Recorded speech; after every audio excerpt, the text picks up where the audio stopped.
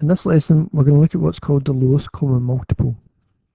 So, find the LCM, lowest common multiple of 4 and 5. So if we break this down, multiples are just basically your times tables. So we know what that is of 4 and 5. We could write out the times tables. Common, well, we could think of what a number common to both parts is. And we've got to find the lowest one.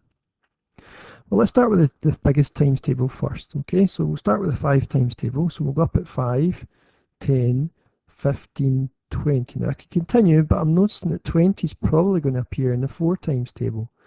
4, 8, 12, 16, 20. And again, you can continue these lists, but it's important to notice the ones that are common to both lists, because they're common multiples. Now, we've got to find the lowest one. Just double check, is 20 the lowest one? Yes, 20 is the lowest one. Now, you would find more if you continued. There would be more multiples that were common to both, but we're obviously looking for the lowest one. So, to finish it off, the lowest common multiple of 4 and 5 is 20.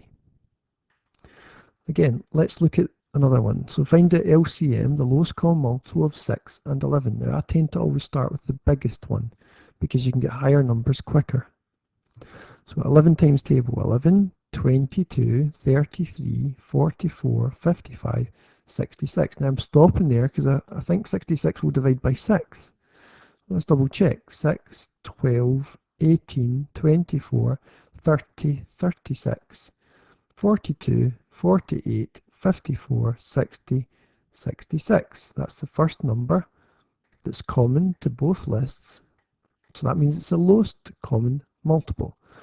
So the lowest common multiple of 6 and 11 is 66.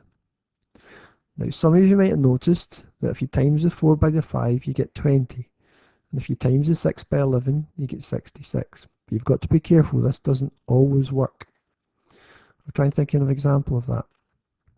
If you think of maybe, let's say, 4 and 8.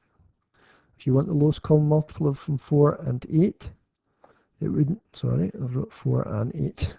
4 and 8, it wouldn't be 32. It would actually be 8. Because you'd go 8, 16 and so on, then go 4, then 8. So we've got to be careful. It doesn't always work that way. It does sometimes though. Now, this is a useful technique. I'm not going to go into a fractions lesson, but it's a useful technique to get a common denominator when you're trying to add fractions. When you're trying to add fractions, you want the number, the lowest number, both of these numbers divide into to change them, and that's called the lowest common multiple. In this case, it would be 6, and then you could add fractions together and so on, but I'm not going into that. But that's a good use of the technique of finding the lowest common multiples. Right, let's try it with 3 numbers. So it's a bit trickier here. So we've got find the lowest common multiple of 3, 4 and 5. Now, I would advise you to start with the 5, the biggest number, and write out the times table. So 5, 10, 15, 20, 25, 30, 35, 40. And you can keep going if you want, keep going all the way up to 60 and so on. Let's write out the 4 times table. And we'll see if there's any of them matching up. So 4, 8, 12, 16, none so far, 20. Right, there's a common multiple with these two. I would double check, is it in the 3 times table? No, so keep going. 24, 28, 32, 36, 40. There's another one. That's a common multiple. Does it divide by 3? No, so we need to keep going. 44, 48, 52, 54, 60. Okay, there's another common multiple. Does it divide by 3? Yes, it does. Okay, so we can answer that. Since 60 divides by 3, then 60 is the lowest common multiple. Otherwise, you'd have to write the 3 times table out all the way up to 60, and that would take a while. So I tend to start with the biggest 2 and see if I can find a common multiple that divides by the smallest number. I'll show you that again.